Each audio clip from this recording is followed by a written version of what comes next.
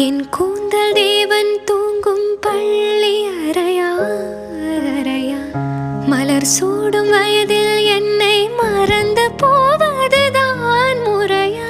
நினைக்காத நேரம் இல்லை காதல் ரதியே உன் பேரை சொன்னால் போதும் நின்று வழிவிடும் காதல் நதியே.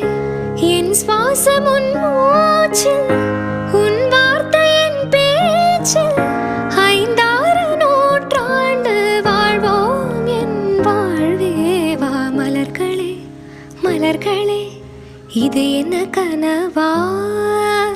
மலைகளே மலைகளே இது என்ன நினைவா?